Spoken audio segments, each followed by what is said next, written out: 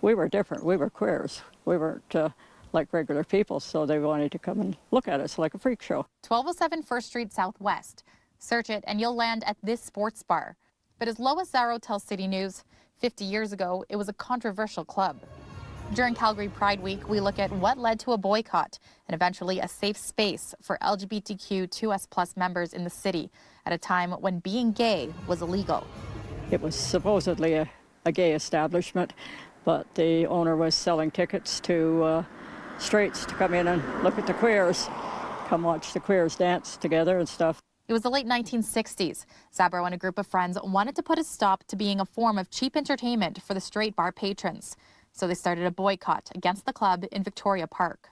That club ended up going bankrupt, and Zabo and friends took over the space, becoming founding directors of Club Carousel.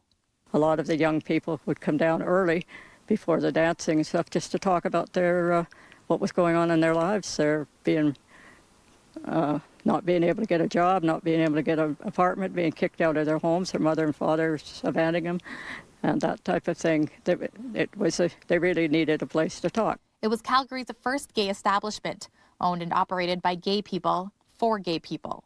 This basement, where Home and Away Sports Bar now takes residence, is where hundreds would gather to what Sabro says people could let down their hair and be themselves. 50 years we were criminals, now we have equal rights, maybe not in everyone's hearts and minds, but legally we do.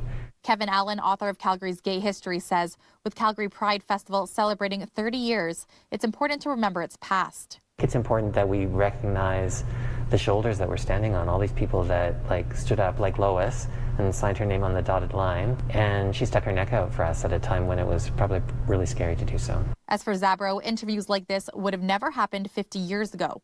The 84-year-old believes there needs to be more support for the LGBTQ2S+ community, especially at this moment in time when people can feel even more isolated. Anyone who was gay, either young or old, wouldn't have the opportunity to voice their opinions, so that is progress. If you get a chance to look in the storage space of the building, you'll see a wall from the original Club Carousel. The faded circus colors still visible. It's so amazing that this piece of Calgary history still exists. In Calgary, Jackie Perez, City News.